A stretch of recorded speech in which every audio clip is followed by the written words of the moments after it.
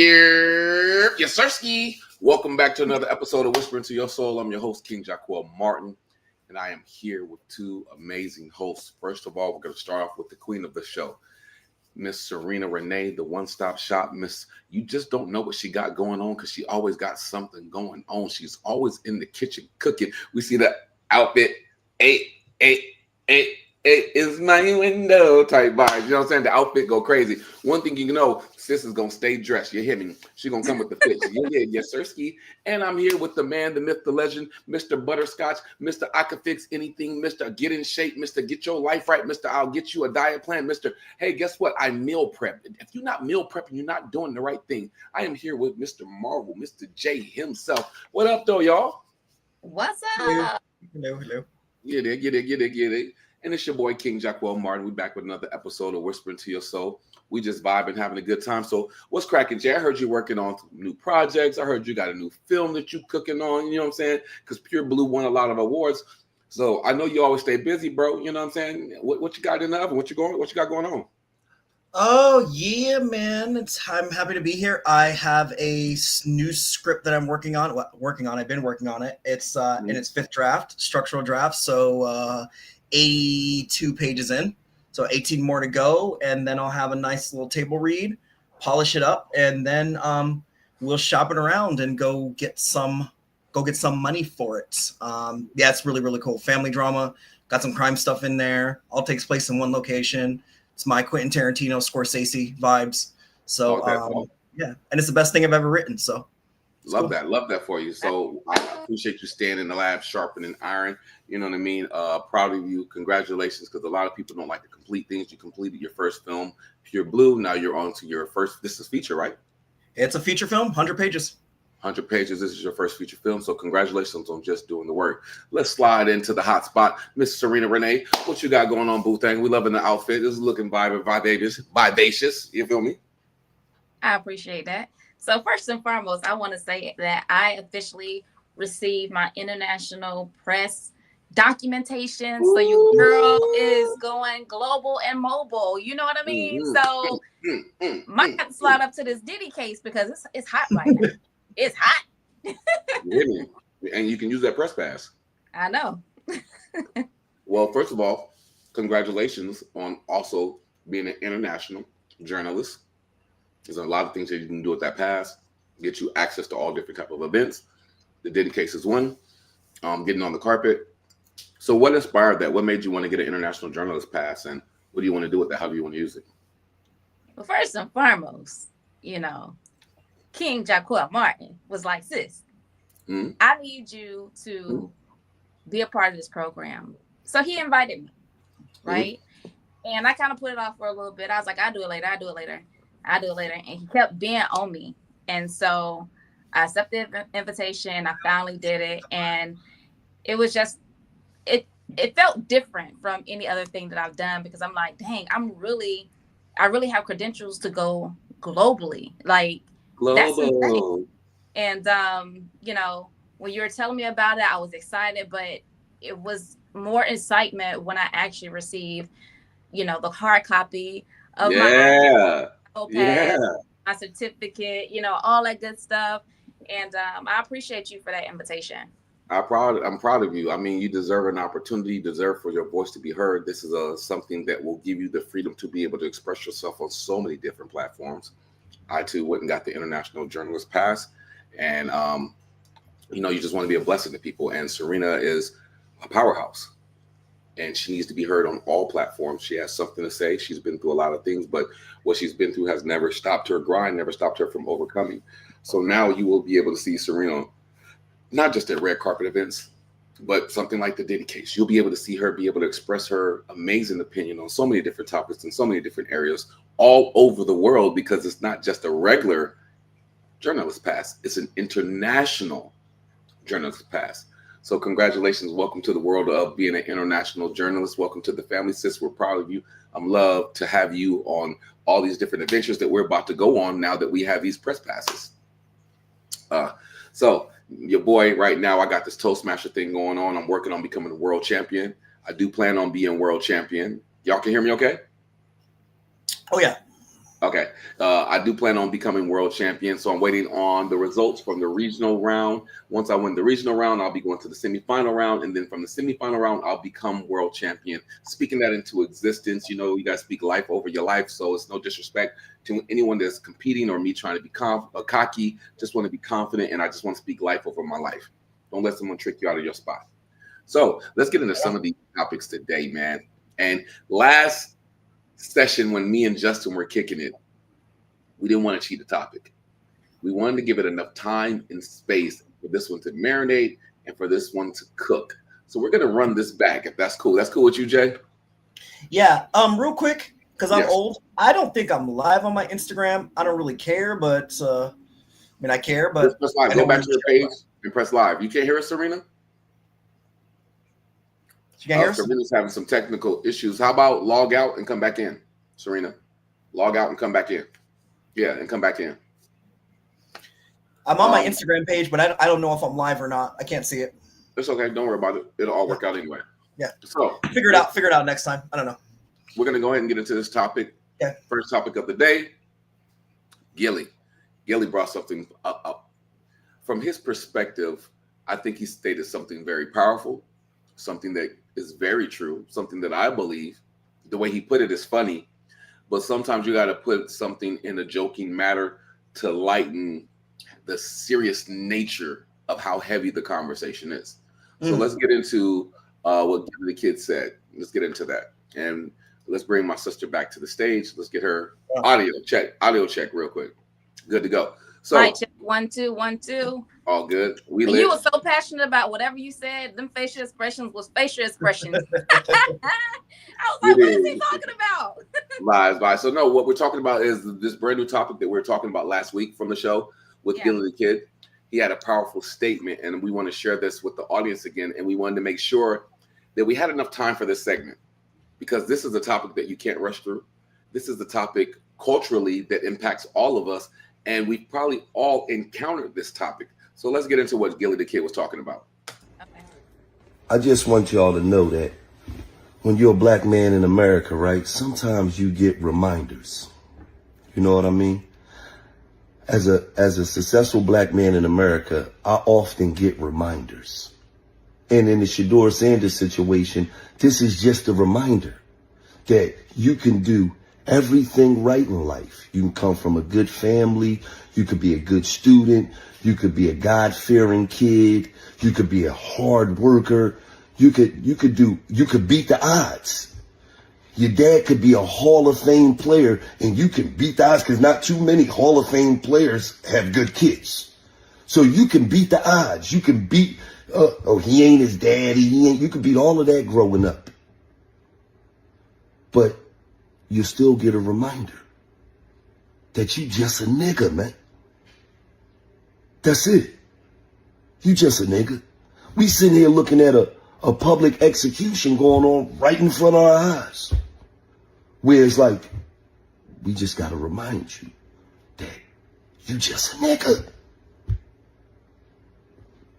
There's no other way to look at it. There's a lot of black analysts on TV, but they got to keep it corporate. They can't say what it is. They got to keep it corporate. I just think this is unbelievable. No, sometimes as a black man in America, you get reminded that you just a nigga. Don't matter how much work you put in. Don't matter. None of that don't matter. You got to understand. I arrived at a hotel in Boston, right?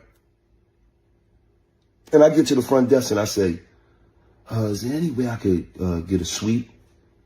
And this lady looked at me and she said, I'm sorry. She didn't press one button. She said, I'm sorry, it's no suites in the building. They're all sold out. As she's saying it, a white man is walking out the back and she said, Gilly, oh man, I love you. Man, I love what you do for the community, man. You're a great guy. She handed me my room key. I get up to my floor. When the elevator opened, the white guy's on my floor. And he says, Gilly, I don't know why she told you there's no suites available. Every suite in the building is open, Gilly. Come back downstairs, man. We're going to put you in a suite. But it was just a reminder that you just a nigga. That lady looked at me and said, "There's no suites.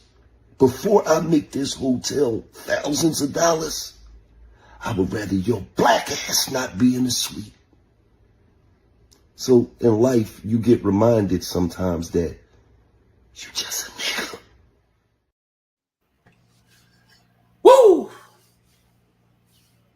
Woo! Which one of you would love to tackle this first? Because I think it's a powerful conversation. I know Serena has a lot to say. Go ahead. I was going to give it for you. Rock, paper, scissors, real quick. Y'all rock, paper, scissors on camera real quick. Who wins? Whoever wins, go first. Ready? Okay, let's do it. Ready? One, 2, 3.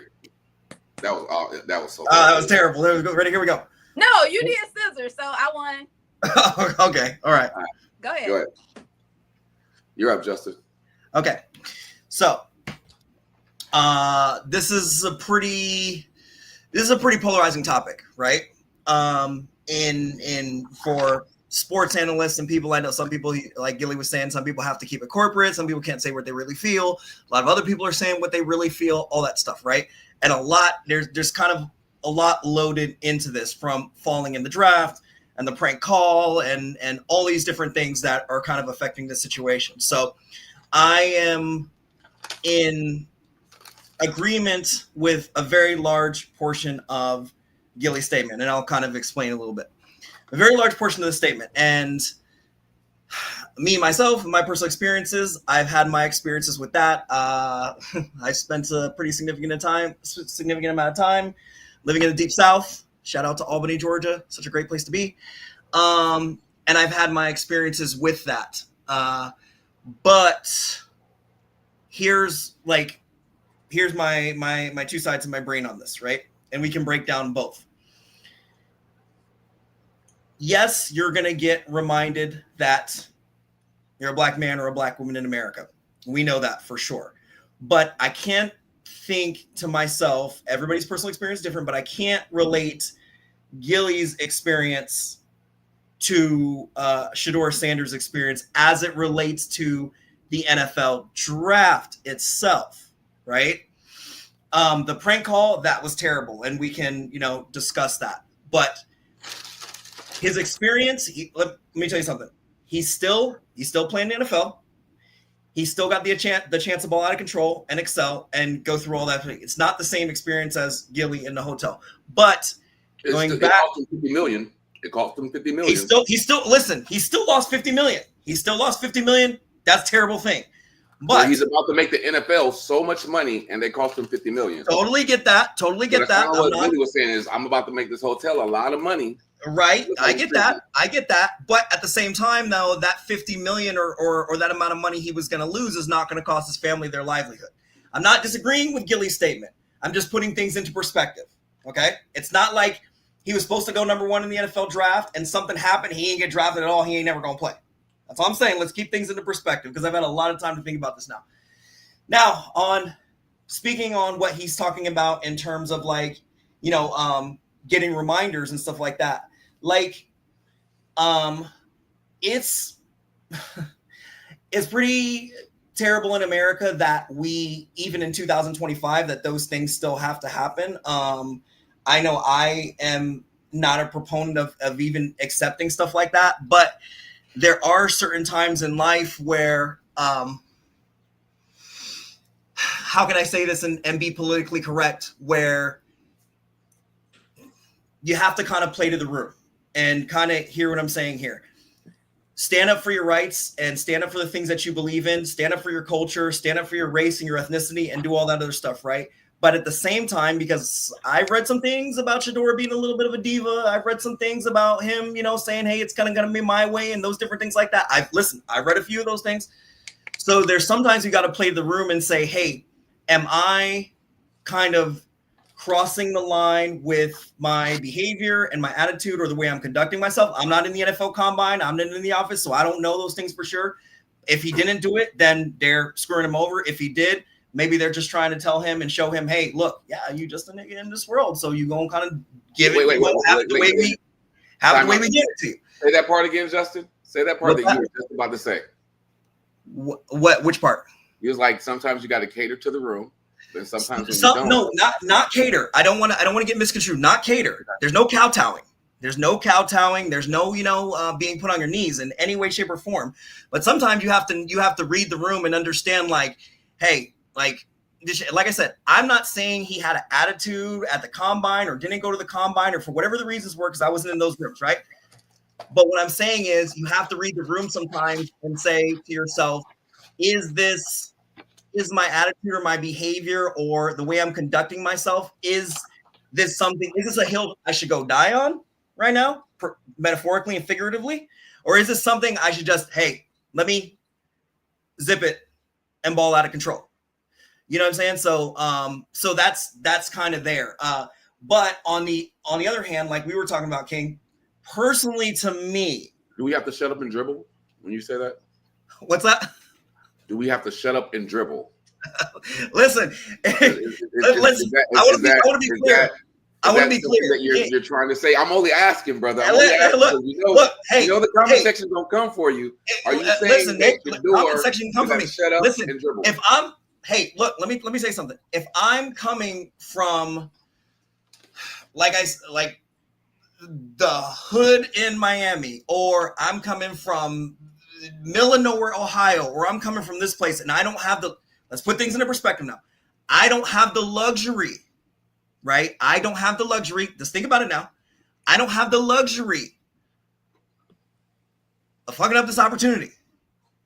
And I say, hey, there's a lot of shit I want to say, but I ain't going. This is the NFL. This is sports. We're not standing up for a Black Lives Matter movement or anything like that. So let's separate the two. Because I think people are, when Gilly says, I don't disagree with him on a lot of it, but when he says this is a public execution, stuff like, it ain't that situation. Okay. This is not a race riot thing. Okay. Mm-hmm. This is him falling in the NFL draft. He's not getting his $50 million, right? But he's still playing in the game, and he still comes from a very rich, wealthy, successful family. Why did he fall? Well, that's probably a racial thing. But I don't necessarily. Race does play a little bit. Right. But what I'm saying is, don't misconstrue it as this is a George Floyd 2020 Black Lives Matter movement type situation, because it's not that. This is not the same. We're not playing in the same space here. Now, the other part of me really feels like, to me, I read between the lines. Like I said, I'm not in NFL offices. I don't know what's really being said or the things but to me, this is really about putting his daddy in his place. Really ain't really about him. To me, this is really a message to Deion Sanders, to me personally. Well, so why would you have to put his daddy in this place?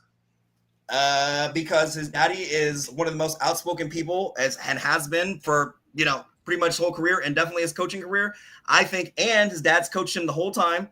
I think this is a matter of letting Deion Sanders know, even subtextually. Who's letting Deion Sanders know? The NFL, the people that run the show. Who runs Commissioner, the owners. What color are the owners? White. White. So what you're saying is these are white owners letting a black man know his place. That don't sound like race. I never said it wasn't racist. I never said it wasn't racial bias. I'm just saying we're not going to march and burn down our community for this. That's what I'm saying. Okay. No problem. You kind of get where I'm coming from? I'm with you. I think there would be, now the prank call is different. That's just purely fucked up shit. But I think to myself, okay, this is a terrible thing that happened to Shedeur Sanders. It's terrible. They cost him his money. They dropped him in the draft. They know they shouldn't have done it. We all know they shouldn't have done it. We can all see it. But there is opportunity here. There's opportunity. I look at everything with a silver lining, right? There's opportunity here, and I know we talked about it a little bit, like off of the stream the other week. There's opportunity here to I don't want to say be a martyr, but to be a history maker in a sense that you wouldn't have had you go number one in the draft, right? So take this for example, and I don't know if this is what he thinks in his head. I'm not him, But if I'm in this situation, I'm thinking to myself like, okay, cool. This is my thought process. You drop me way down to the draft. You cost me $50 million. You expect me to basically, flame out of this situation, right? Watch what I do 2 years, 3 years, 4 years, 5 years from now, 5 seasons from now. When I go from the bottom of the draft, when you tried to restrict me and hold me down way down here, and I climb my way all the way back up to the top of the NFL, and I become the number 1 player, and I ball out of control, and I make you guys eat the situation and eat the words. Now we have a story of somebody who was dropped way down here and pulled themselves way back up here. That is far more powerful. And I don't know if he'll do that because I don't really watch the NFL. I don't really watch football like that anymore. I don't know his specific skill set. I hope he does. I really hope he does. My personal belief is I hope that anybody that restricts you or keeps you down, at least through your positive actions, you make those people live to regret it. That's true. If you tell me I can't do something, to cook. You better get ready. Serena ready to cook. I'm telling you right now. Right. So you make them eat them words. I'll just say this. You make them eat them words in their actions. So what happened to him in the NFL draft specifically is happened. It's done. So now ball out of control and make them regret their decision. Because what they'll do is they'll make a documentary. They're like, oh my God, we're so proud of you. We're so proud of you. We can't believe you came back from that. Blah, blah, blah. And they'll praise him like a hero. A story he would have never had he gone number 1 in the draft and he just met expectations. Okay. That's my take. Okay. Not bad. Brace yourself because the one-stop shop is up. Let's talk about it.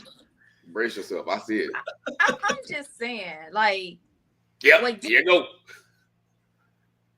First and foremost, what Gilly said is 100% true.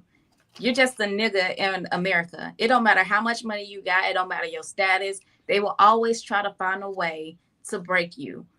First of all, the reason how I know is because I've seen it. I've experienced it. And, even with Shador, it was a public lynching. And here's why. Number 1, you knew this man had confidence in college. You knew in college when he was doing his interviews, he had confidence. So the same confidence that he had in college, he took to the combine. He took to his interviews at the combine. He took, to the interviews leading up to the draft. And now all of a sudden you want to call that, oh, he's showboating or he's disrespectful. No, he's doing the same thing that you guys said that y'all like. See, sometimes what people do in certain positions, they interview you, right? And say, why should we choose you? And when you tell them why they should choose you, and you give them all the pointers, I'll be an asset to your company. I can bring whatever. You talking yourself up, right? Mm-hmm. At that point, they're like, okay, I can see myself in this person, and I'm gonna give them a opportunity, so forth and so forth. But then when you get hired and you start producing exactly what you said, now they're like, oh. So this nigga really started doing what he said he was going to do. Mm-hmm. Oh, this nigga really is overachieving. Oh, this nigga is doing this. This nigga is doing that. Oh, I see brand deals that's trying to come in and scoop him up for brand recognition. And then they started getting fearful because, first of all, Shador is young. And the amount of clout that he got, regardless of who his dad was, it's because his work ethics, he's a stand-up guy. He's for his community. He gives back where he can, and he motivates his teammates. All of those things, and the confidence that he had as a Black man. I feel like that is what intimidated them. And yes, they did want to put a thumb on him to say, hey, I need you to pipe that down just a little bit because we're still in control. You know what I'm saying? Mm-hmm. Their dad taught them confidence at an early age, and you can tell. Taught them brotherhood, taught them how to be positive adults in this world. You know what I'm saying? They don't have a record. They're not no gangbangers. They're not no wannabe rich kids that want to be in the streets talking about, oh yeah, my dad did this, whatever. I'm repping this set. You ain't repping nothing because you was born in wealth. They're not doing none of that. They're the model Black household. And I think the NFL had a problem with that. So I agree with you when you talk about, Jay, that they wanted to, put Prime in his place. First of all, Prime was there as a black father all the way through. Right. You see what I'm saying? So that's not normal in their eyes. That's not normal to have a black successful family that is, you know, in the public eye, that has no scrutiny, that has, you know, the kids don't have no babies. They ain't got no baby mama drama. They ain't got no girlfriend drama. Nothing. Just a clean slate. And they don't need the NFL. So now, that's the difference. Say it again? They don't need the NFL. That's the difference. They don't need. We have your number one draft pick from the ghetto. It's like, I need to play. That's my only way out. Right. Absolutely. And to your point, if Prime wants to start his own league, he can. You know why? You know how many athletes this man had, you know, put on to different colleges? You know how many athletes he put into the NFL? Yeah. Do you not think that if Prime start his own league, them athletes going to pay it back to him? Right. NFL who? NFL who? So yeah, they felt like, oh, he's just another nigga. Let me go ahead and put my thumb on him to let him know that we're the boss. That goes across every industry, from corporate to entertainment. But you have to know who you are as a person. And one thing I love about the Sanders family, that whole situation of that public humiliation, it did not break them from what we saw. You know what I'm saying? They laughed about it. They joked about it. What's his name? What's the other son's name? Shiloh. Yeah, Shiloh. He was like, man, I had to fire my dad because they weren't gonna pick me either. You know, so they making jokes out of it. And then guess what? He ended up being with the Bucks. You know, so as Black people, we've learned how to endure pain through laughter, through jokes. You know what I mean? So at the end of the day, yes, it was a public lynching. At the end of the day, yes, they always try to remind us, even if we're overachievers. You see what's happening in our government. They're getting rid of DEI. They get rid of, you know, Air Force veterans. Huh? Our Air Force Black veterans that have accomplished. Yeah, so all of our history they're trying to erase. You know why? Because we are the chosen people, to be honest with you. It's that in the Bible. That's the part they skip over. They skip over that. They skip over the fact that Jesus is Black because it said hair with wool. What white person got woolly hair? What white person got skin like brass? Unless you out in the sun and you cooking yourself to death. So shut up, King. But what I'm trying to say is, I agree with Gilly. Okay. I have a lot to say about this situation. I agree with what Gilly said. I think he said it in a funny way, but he was telling the truth. And there's so many different references that we could use throughout history to showcase that it's true. LeBron James has been amazing since he came in the NBA, in high school, right? Because he was a 13-year-old superstar, the chosen one. When he moved to LA, they spray painted nigger all over his house. Reminder. When it came to Shador, because I know you don't watch a lot of football, Justin, Shador was actually recommended the number one quarterback between him and Captain Ward. They were battling who was the top two quarterbacks. When it comes to his father, he has transformed everything that he's ever done in his whole life. He played two major sports, football, basketball, won chips in both, made history in both. Not only that, he takes his two boys, he goes to Jackson State. They turn around that program at the HBCU. They win a chip. Then he goes from there to a Big Ten because they was like, oh, well, you're doing it at a lower class school is the only reason why you're winning. You couldn't do it at a major Power 5. He leaves. He goes to Colorado. Colorado was a 1-9 program, which was irrelevant. No one cared about Colorado, talked about Colorado. He put eyes on Colorado, so he brought a lot of money into Colorado. Not only that, he turned that program around and turned it into a winning program. His son was one of the top quarterbacks who threw for over 4,000 yards, 37 touchdowns with only 10 interceptions. He had a highest completion ratio of 75% at quarterback in college. So that put him as one of the best quarterbacks in college, first and foremost. Secondly, anytime you see these young men speak, they speak about God, Yep. they speak about family, and they keep it private, even though in public they go to different schools and they speak to kids. He said Shador said one thing that brings him joy is not just sending gifts, but to show up in person so the kids can see his face, so they can talk to him. He had his own brand, Too Legendary. You know, they stole his number. They took his number from him. You know, they gave it to another veteran, even though he had a deal with Gatorade. So they cost him endorsement money by taking the number. He definitely got backballed by the league because there's no way that he's the second best quarterback and he goes in the 5th round. Never happened before in the history of the NFL. Yeah. The beautiful thing about it is his thing is called Legendary. And what the NFL did was make him a legend. Because the more they hated, the more they positioned his story, like you were saying, to be even greater. Yep. But not only did he do that, he took it on the chin, the prank call, the loss of $50 million. And the problem was he wasn't dependent on the NFL because of his family and what they've done. The NFL likes people to depend on the shield, to be beggars at the table.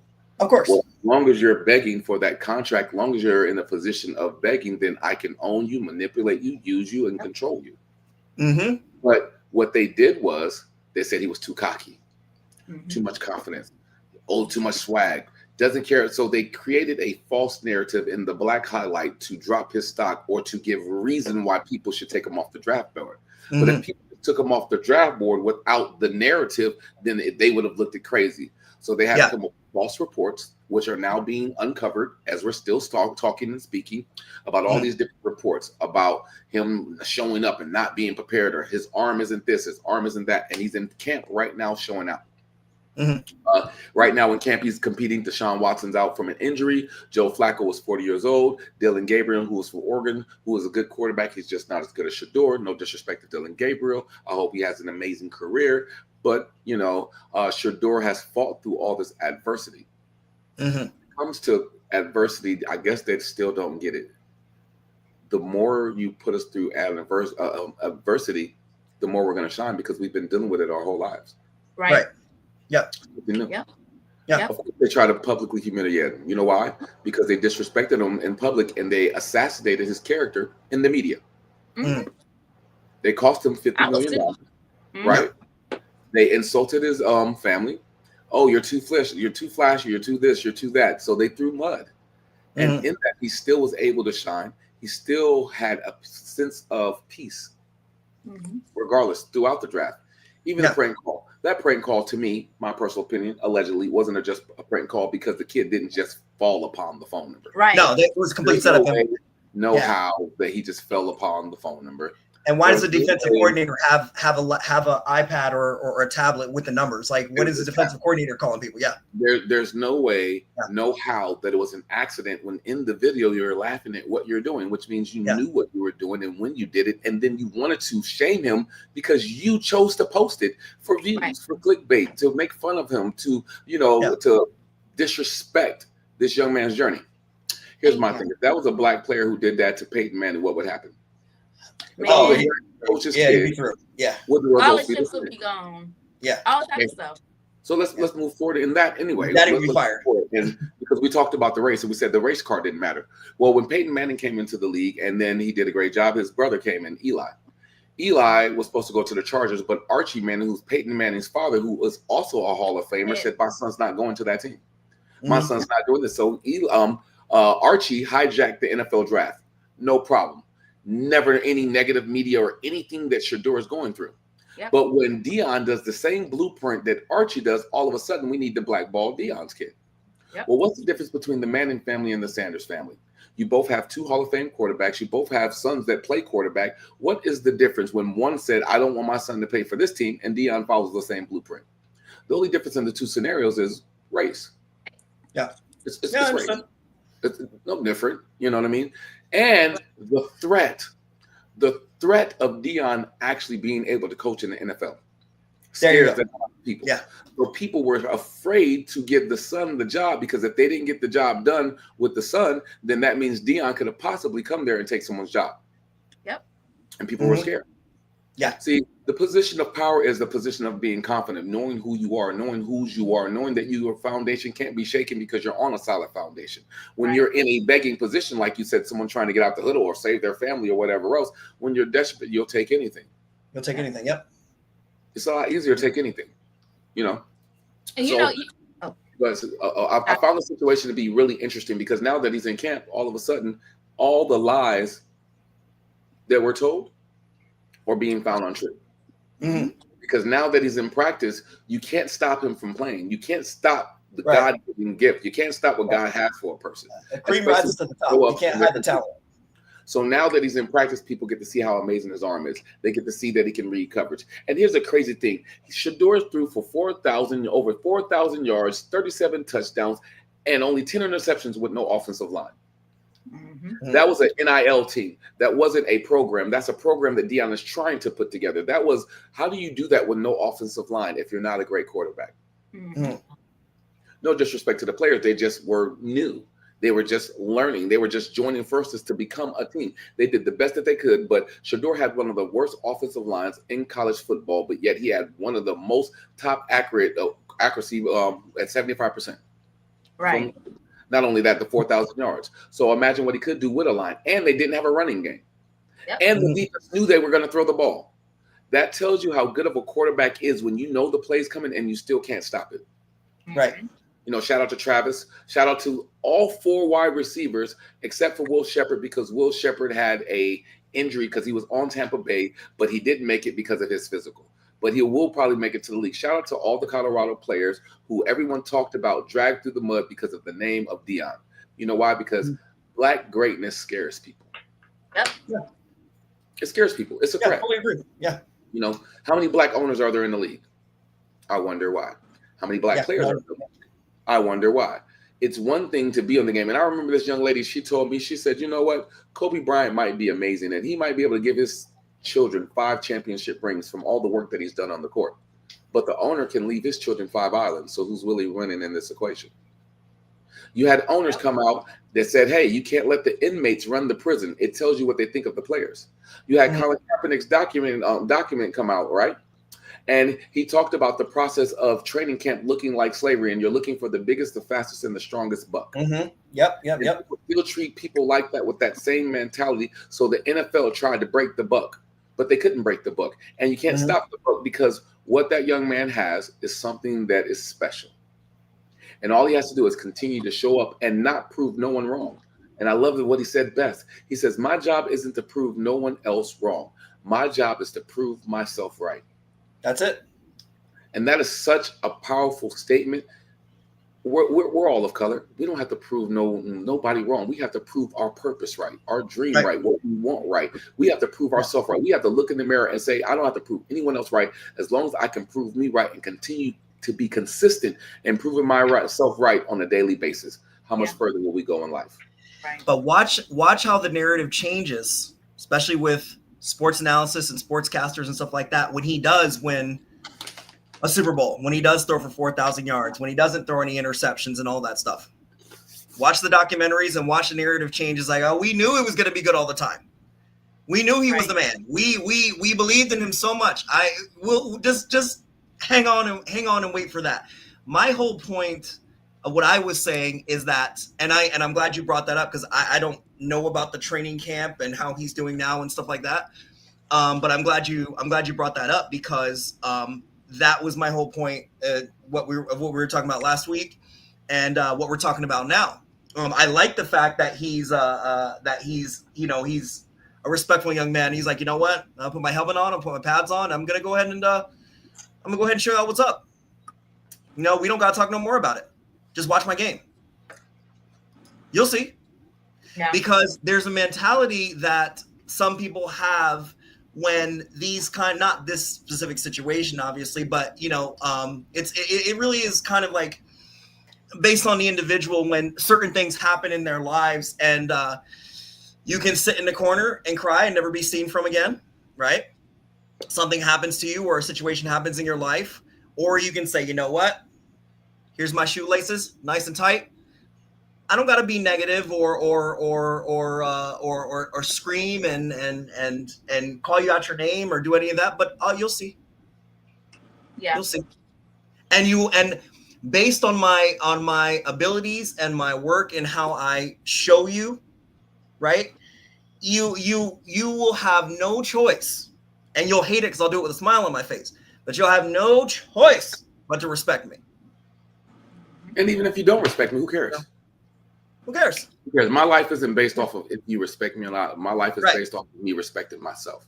Yeah, which he does. And I love that. Yeah. And which he does. Why are you so upset, Dion? Right. Yeah, that's my biggest Dion? Yeah. They upset with Dion. Go ahead. Hold on one second, sis. Dion has done something at Colorado that a lot of programs can't say they've done. Every player at Dion has either a 3.0 on that team. Every single player. So they're not just playing football and getting by. They're excelling as men. Yeah. And that's really scary in a place of America where they don't want you to excel or know who you are.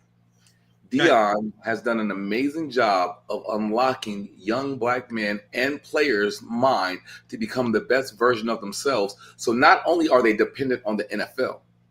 See, that's small thinking. The NFL is a part of it. That's small thinking.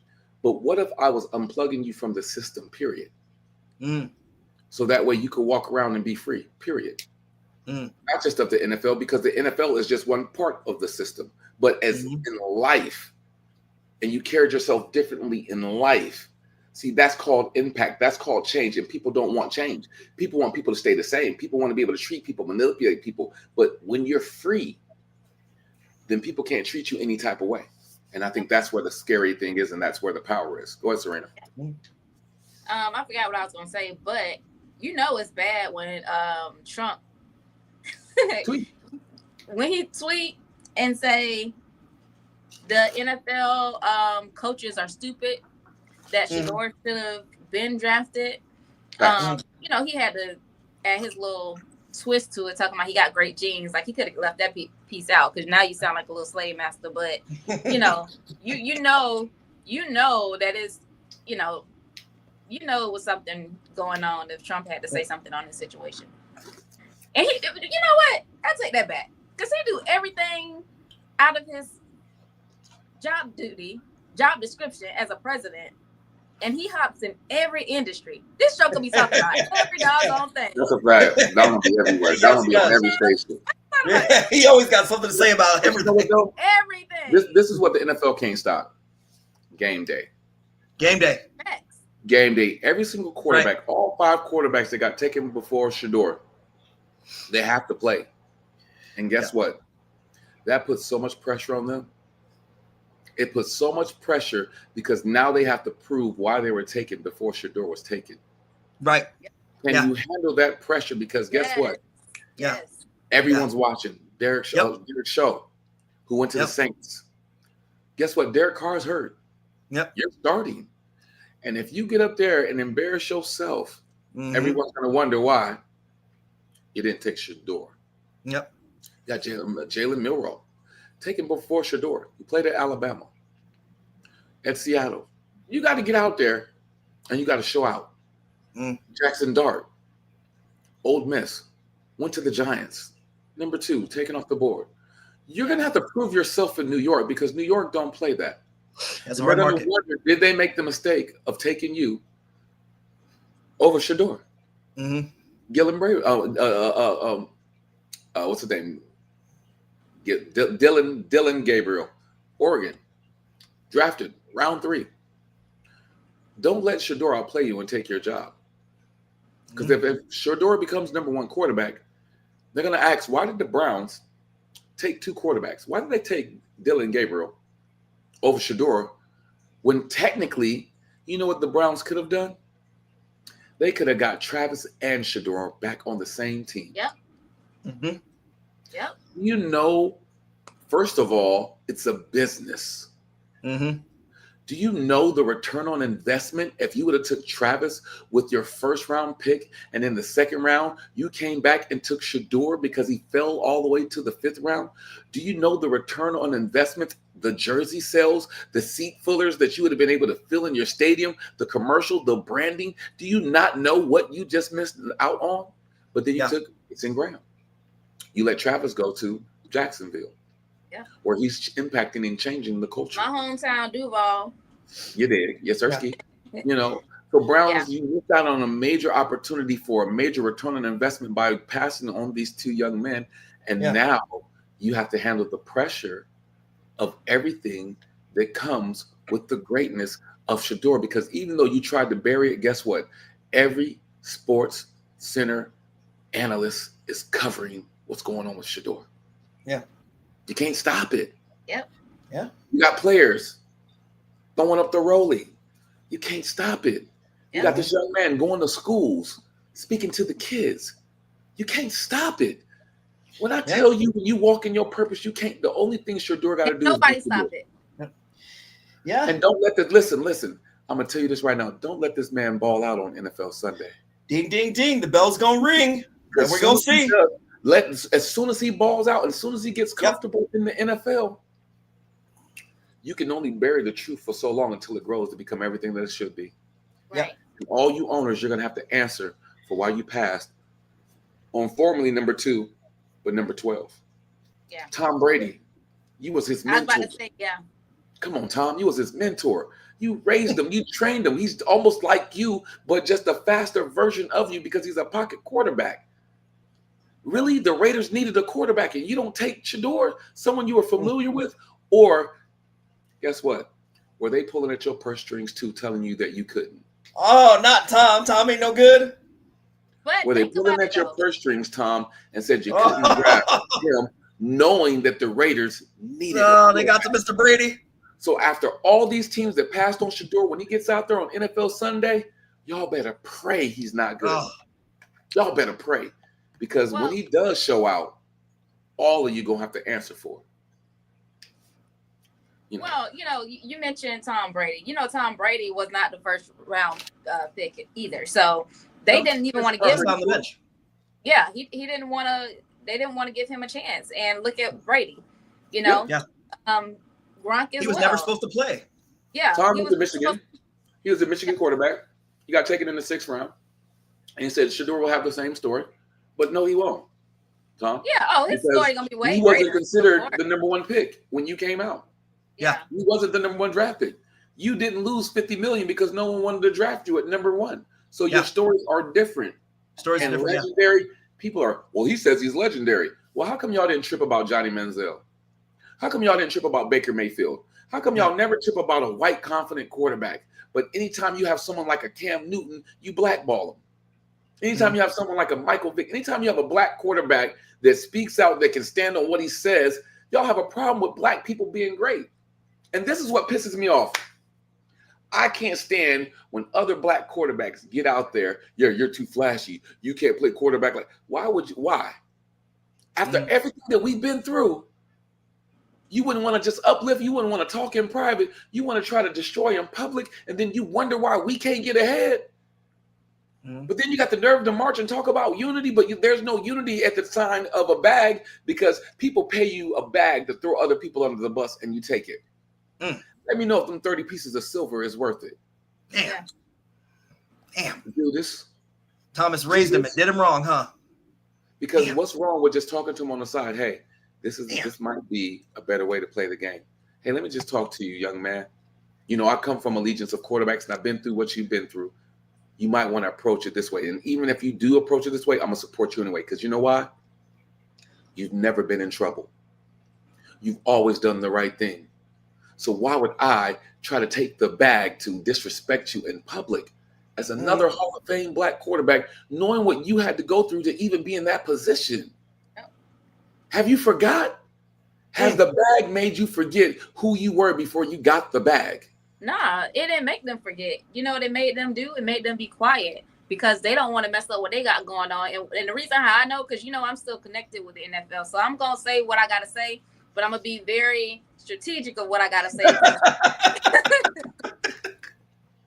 But No, that's they'll get you too. Huh? They gonna get you too. Listen, so No, I ain't even gonna let my sister position herself in that. No, I'm not even gonna let her. Hey, so we're gonna move on to this next topic. No, let me see what I That gotta was say. no. I'm still connected with NFL. We're gonna move to this next topic. Y'all check out this next topic that we got going on. Oh shit! Alexa, be quiet. We're gonna move into this next topic. No, sis, no. Poor people call everything a scam. Yeah. And the top of the food chain says, there's an opportunity here. I just don't quite understand it. Yes. Well, here's the thing though. Are poor people wrong for calling everything a scam? They're being scammed. So naturally, if I'm in a position and I am being scammed because everything around me is set up for me to fail, unless I'm educated or somebody says, hey man, you got to stop going there. You got to start going over here. When people go over here, they move differently. I came up in the fucking hood. If you look in the hood, you hear about it. There's liquor stores and check cashing places. You know why? Because they know that the people in the hood aren't smart enough to open up bank accounts. They're going to get a check, they're going to cash it, and it's a liquor store right next to it. So you're going to get your check and you're going to buy this liquor, and then you're not going to have no more money. Let's just put that around them. Let's also put a bunch of shit that's easy and cash available. We don't want you to gain credit. We want you to be cash driven. That's how we keep the poor poor. It's not until you understand that you get out. Let's talk about this vicious cycle, because I think Kevin hit it right on the head. Justin, you're first up. Yeah, I mean, I lived in South Central. I do understand this topic very, very well. I come from a poor background. It's, when you do come from that environment, it's like, when he's talking about everything being a scam, you do develop a very pessimistic, weary type of viewpoint about everything around you, because like you said, there's check cashing place, there's liquor store, there's people out there hustling, there's people out there trying to get whatever they can out of you, at every single which way that you turn. But when you go to a Beverly Hills, when you go to that, you don't see those kind of things. So it does take some form of somebody, reaching back, give you the handout, or, if you find a way, like me, I joined the military, so I got myself out of that situation, or somehow, some way, you figuring out a way to get out of that situation. I don't know whether it's a group community thing. Me, I did it on an individual level. But the only way that you kind of change, and I still have that mentality in a lot of ways. I don't think it ever really kind of left me. I mean, personally to me, from my viewpoint, I think that 99.9% of people are always out to scam me or get me in some kind of way. And a lot of people in my life that I meet on a day-to-day basis are really not trying to do that. But I always think, you trying to do something to me, I got to watch my back, So for me, it's never even really like 100% left. But what he was saying at the end is true. Your viewpoint does change a lot once you're out of that situation and you see kind of a different way of life. But there's not, everything he said is 100% accurate, man. There's really kind of no other way to put it. It's fucked up. It's fucked up to grow up poor. It's fucked up. You do become a hardened, like I said, pessimistic, viewing, everybody's out to get me type person. I guess some people can come out of that mentality, and some people can't. I mean, you definitely ain't gonna come out if you still live in the hood or you're still poor. It definitely ain't gonna change then. But some people it doesn't really leave. Like I said, it doesn't really leave you. This is the perfect Uno reverse by rich folks. Rich people will act like they haven't implemented programs and conditioning to convince you, and then make sure that you're in situations where you have post-traumatic stress. Rich people start so far ahead, and then they wonder why their privilege has allowed them to have a difference or act like they're better than. Well, according to redlining, the black codes, the Willie Lynch letter, you have an unfair advantage from all these different situations based off of the program and the design of the United States of America, and then try to say, well, I don't understand why poor people are poor. Because you made it that way. You conditioned them to be that way, and then you play the Uno reverses as if they don't know better. No, this is the environment that you created. You created a toxic jungle on purpose. Because if that's the case, why are you not living in the hood? Why are you not living up under those conditions? Why? Because you have privilege.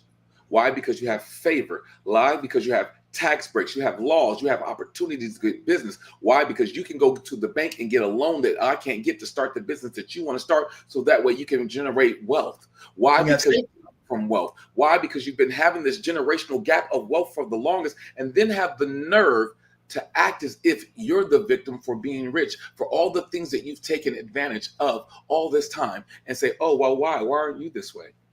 Yeah. Because you write rules and you have books that you don't play by, and you have two different school systems. The school system that you created for most people to go to are prisons. And why do I say that? Why? Because there's two different types of school systems. There's school systems that tell you to get a job, get good grades, get a job, go for work for someone. That's how to be an employee. Then you have other systems that tell you how to run the plantation. Which school system are you a part of, and what are you teaching? And then you put it out there so that way you don't have to feel guilty for what you've done, because it's like, well, I said it, I've talked about it, I know. Well, guess what? Why is it that rich folks get a different type of tax breaks that poor people don't get? Why do you tax the poor so much, but then the rich don't get taxed the same way? You already have it. Do you not understand that rich people could actually end homelessness? They could actually end hunger. They could actually end so many different things, but yet because of greed, you don't share the wealth because you are afraid to lose what you have.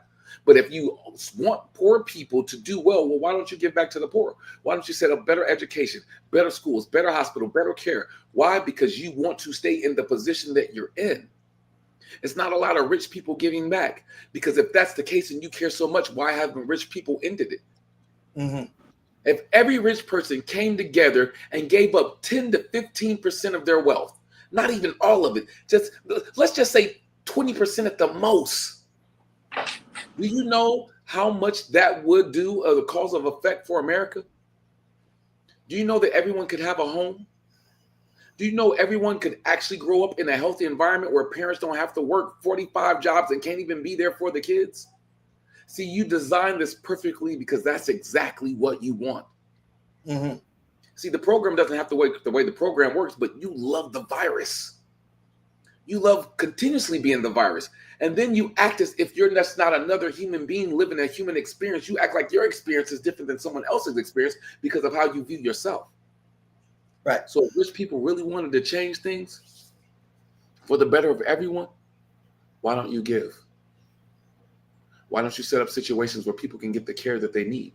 Why is there so much homelessness? Why do vets who protect your riches go to war and then they come back and then they have no protection for themselves? You don't even care about veterans. You can go to a store right now and you can barely get a 10% discount. You got so many veterans that are homeless that can't get no care, but you care about poor people. You don't even care about the veterans who protect you so you can be rich. Barely, not even a discount. Not even. What? Get nothing. The national anthem is used as a marketing tool so you can get rich off of our death. Because you don't care about veterans. I go to a store and I'm like, do you guys have a military discount? They're like, oh, we used to. We don't have it anymore. And I'm like, why? Because I don't care about you. I'm going to let you cook, sis. Well, I agree with Kevin. You know, I grew up in the hood, and, you know, I still think that I keep my head on the swivel, number one. Number two, when people try to approach me with something that's good to be true, it's automatically deemed as a scam. You got to show me what you're talking about, especially out here in California. Because people will sit here and say, you know, I can do this, I can do that, so forth and so forth. Or if you give me this information, I got you on that. And they're scamming you the whole way. But if you, how can I say this? Like the rich people are the people who cry wolf? I said the rich people are the people who cry wolf. They scammed you for so long, and it's like, oh, I'm trying to tell you the truth. You've scammed me of my whole life, and now you want me to believe you? Yeah, and it's like, you know, if you're not street smart, people will get over on you. If you don't know the game, if you don't know how it works in politics when it comes to corporate, the industry, you're gonna get they're gonna get over on you. But I definitely agree with him, because at the end of the day, when you grow up in that environment every single day, it's gonna automatically go into your adulthood, if that makes sense. You know what I'm saying? So it's grooming. You've been groomed. Yeah. And again, like you said, that's why we can't get ahead, because we think everybody trying to, you know. Even the people that come into your life, and there's people that have come into my life and they do mean good for me, and I'm like, I don't trust you. Right. And it's messed up opportunities, because they're like, wow, let's really cook. Not even just rich people, pastors. You can't even trust pastors. People who are supposed to be talking about religion. People who are supposed to be trying to help your sanity and safety. And they are robbing the church blind. How do I know? Because the Bible talks about how Jesus walked in the church and he was tearing up churches, saying that this is not a representation of my Father's house. And people still follow that blueprint where they rob the poor, ride around in every single car while people are struggling on a prayer. Pastors taking advantage of women, pastors taking advantage of men, pastors taking advantage of kids. Not all, just some. I'm just showing an example of how people have been scamming people their whole lives. Let's talk about the pharmaceutical business. How pharmaceuticals want to keep people on drugs and on medicine, and they don't want people to get healthy, because the longer I can keep you sick, the more money that I can make. Yeah. How many different scams have you scammed us by? Like, you've been doing it our whole lives, and now all of a sudden you want to act like you're truthful? Look at people in the politicians. You lie about different policies and different things that you want to change and how much you care about the people. But the real trick is, if we the people actually knew how powerful we the people was, we the people could create the change that we want. But they have so many scams to keep we the people divided that we the people will never, ever be able to embrace our power until we the people learn how to heal. Because unity and love is the antivirus to the system of the depression state that they put us through. Scam, COVID, scam. You can't go to work. You can't get a job. You can't make money. All of it was a scam. Yeah. For power and control, but then you say, trust me. How, Sway? How many times am I supposed to turn the cheek and be the dummy for you to take advantage of me, for me not to start just trusting myself? Mm-hmm. You ain't never tried to help me, so please don't play the Uno reverse card and act like you're the victim because you want to help us so much. Because if that's true, guess what? Give away some of that money. Mm-hmm. Change some of these laws. Yeah, come out that comfort zone. And when you give, you don't. When you back ours, our sweat, our tears, our blood, our children. And when you give, and when you do these things, you don't have to publicize it in a way that makes you look like the savior or the hero. You know what I mean? There's a lot of people and a lot of people on social media and people in positions, and they do things, but they want to make sure that and everybody knows that and there's a lot of people that do things behind the scenes, right? But they want to make sure, there's a lot of people that want to make sure that hey, by the way, I did this. So I took care of King and Serena. I just want everybody to know that I did a good thing. Yeah. So to me, if you really care, now if you're doing something and it's you're in a position to where it's helping a positive agenda in a way, and this is the way to get the message across, I totally understand.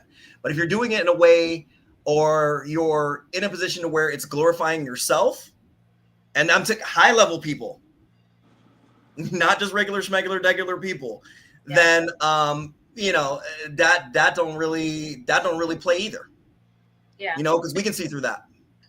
To your point, it's funny that you said that, because I was approached by one of those Instagram influencers, got millions of followers or whatever, right? And this was around the time when we had the fires here in LA. And she was like, hey, myself and a couple more influencers were going to help feed the people that was displaced. I declined because I wasn't interested in photo ops. Yeah. If I was going to do it, I was just going to do it. You know what I'm saying? People are hurting right now. They don't want no camera in their face. Yeah. It's not a problem. So recognizing the scam, recognizing, when people are trying to get over on you is key. It's called discernment. Mm-hmm. So tap into your discernment and you won't get scammed as much. Because you're going to get scammed. That's just, but you got to tap into your discernment. Mm-hmm. Yep. Not only that, y'all remember when they had that thing, Feed the Children? Yeah. For $1 a day? For $1 a day? Yeah. And you got the little flyer that land on the people's eye. You're like, blink, get it off, blink. King. right? Oh man. But they wasn't getting the food. Yeah. They wasn't getting the donations. Yeah. You gotta be careful. This is how careful you gotta be. Let me give you a prime example. I was on Instagram. I received a link to vote for a friend. I clicked the link. As soon as I clicked the link, all of a sudden my whole page got hacked. You stealing for views? I ain't even got 5,000 followers, barely. So you gonna rob me for 5,000 followers, or try to coerce me to pay you to get my page back for 5,000 followers? As if I can't just start a new profile and do it all over again. Yeah. People do the weirdest stuff for the weirdest reasons. Yeah. That's why you got to protect yourself. And you know, the funny thing about it is, even the person who did that to me, God bless you. God bless you. Because the same thing goes back to Shador. What he has for me, you can't stop anyway. Because I was great before you tried to hack my profile. I'm going to be great after you hack my profile. Because I choose to be great no matter what happens. Yeah. No matter what happens. God bless you. Yeah. With a smile. No harm. And the funny thing is you know, maybe I have an interesting way of thinking. And what I mean by that is I feel bad for whatever happened to the person that makes you feel like that you had to do something like that. Because I don't know what you've been through. And whatever you've been through, I'm sorry that you had to experience it, even though I didn't do that to you, that you tried to take whatever happened to you out on me. Yeah. But I love me enough to say it's okay. And God bless you anyway. And I hope you win. Yeah. See, that's a different type of mindset. No. That's a different mindset to go to someone else's route and wish that they never experienced whatever that route was and still wish them well because you know that you're still going to be great. Yeah. Mindset, perspective. Yeah. I had a situation, I'll tell you real quick. It's it might seem a little lighter, but it was pretty significant to me, but I'll keep it very brief. I had a situation where I was working on these vertical series and I was working on a slew of projects, right? I worked on one as a first AD and they ran up to me afterwards and they were just like, oh my God, can you work for us in February and March and April and May and June and we'll hire you for 10 more projects. And I was like, I mean, cool, you guys are paying, I'll work. I have no problem with it. Sounds like a good deal. Went on 2 or 3 more. Projects were great, yada, yada, yada. These people played in my face, straight played in my face. They hire me for project number 3 or 4, whatever. I tell them what my rate is. They come back. They say, okay, yeah, we can't pay you that because the budget isn't this. Okay, I'm a negotiating person. Let's negotiate. Let's meet in the middle, whatever the case may be. Will you take this amount, which isn't even minimum wage, especially for a first AD, for a first assistant director? And I said, hey, look, that I'm not going to, I'll give you an arbitrary number, but I'm not going to first AD on for 9 days, 16 hours a day for $150 a day. That's just, I can't do that. I'm not going to be making like $6 an hour, right? So then they came back to me and they said, okay, we'll pay you this much, right? But we want you to second AD for the second AD that you used to work for. But they didn't tell me that at first. They said, we want you to second AD, want you to move to downshift from first AD to second AD. And I said, okay, well, who was going to be the first AD? And it was the person that had worked for me on 3 films. Person's great, but they're still kind of getting their feet wet and just, you know, wants to just be in the film industry, right? So I said, oh, okay. So that's what you guys are going to do. You guys are going to justify paying somebody in that position less and pay me at least something a little bit more than what you were, as long as I take a less position. As long as I sit in the office and do paperwork. Just to have me on set and have my experience and have my knowledge. Because I've done this 50 times. So it goes back to what you were saying, King. I said, wow, internally, I was like, I can't believe I'm hearing this conversation because I already worked for you guys 3 times. This is crazy. Right. Internally, I'm thinking, oh, you guys are playing games. You're really playing games. I feel All right. 100%. But know your worth. That's right. What for me, because I love being on set so much. That's my whole life. My whole world is to physically be present on film sets. And it hurt to not be there. I was just like, the old me would have never done this, but I was like, with a smile on my face, positive. I'm sorry. I have to respectfully decline. And I wish you guys the best. no hard feelings. I didn't curse nobody out through text messages. I didn't send a crazy email. I didn't say blah, blah, blah, blah, blah, blah. But I respectfully declined, and I wish you guys the best. And I hope that, you know, all your future projects and everything goes great. And that's what I articulated to them. And that's, you know, I can't even believe at this stage. But you, even though it's something I love to do and it hurts to not be doing it in that capacity at the time, I'm just like, you do kind of have to stand up for your own shit. You gotta stand on. You gotta stand on no matter your what. value. No matter what, you gotta know your value. So final thoughts. Any last words, Marvel? Jay, any last words? Yeah, be respectful, be humble, but don't kowtow for anybody. Know your own worth and know your value. You know, have your self-respect and your self-dignity. As long as you keep that intact, you'll be fine in life. Serena, final words. Yeah, my final words are, you know, understand who you are as a person. Don't allow anybody to belittle you and make you feel as if you're worth nothing, that you're incompetent. You know what God has given you as a vision and a purpose. You focus on that regardless of what it looks like in front of you. Keep going, because at the end of the day, the first shall be last and the last shall be first. And when you keep that in mind, you're going to come out on top every single time. Mm-hmm. Value. That's my word of the day. Value. Know it. Know your value. Because if you don't, I'll tell you what, they know your value. And if they can minimize your value, then they will. And a person can only treat you how you allow them to treat you. How do you think they came up with a price range for your value, for the job that you have? Mm-hmm. But the company makes way more than what they value at. But if you actually knew your value and you knew your worth, you would know that you're being robbed. The fact that you don't know your value means you'll accept any value that someone gives you. Yeah. So value. Know it. Stand on it. Believe in it. Because when you start lowering your values, don't complain about how someone else treats you because you didn't value yourself. But when you know your values, that means you can't jump through every single door that opens. But you can walk through the right doors that will change your life if you value your life. This is our show. I'm King Jaquel Martin. I am here with the amazing Jay, who is dropping gems today. The light-skinned wonder, Mr. Butterscotch, Mr. Call Me if you need something fixed. Mr. Call Me if you need a personal trainer. That guy. Yes, he's also a veteran too. Yes, sirski. And he's a director, author, writer, and he does all that on set, and he does everything, and he did my sound for my movie, A War on Friendly Grounds. He's really like that.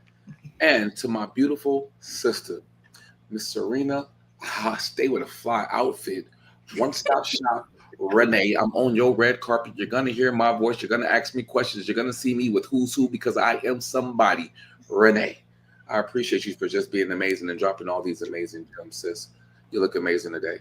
And it's your boy, Jaquel Martin. I keep it simple. I'm here and we're doing big things. Y'all look out for us. If you want to talk to us, hit us in our DMs. You see our Instagrams are there. You got IG Marvel at 00784 and you got Serena Renee _813. You can get at her or you can get it at me, King Jaquel Martin, or you can reach out to the show, which is Whispering to Your Soul. Talk to us, comment, let us know what y'all think, and we're going to keep this train moving. Yes, sirski. And make sure you're on the lookout for Whispering to Your Soul Intimate Conversations because we are now streaming on Spotify, iHeart, and Apple Music. We're doing some big things. You dig? That's our show. Period.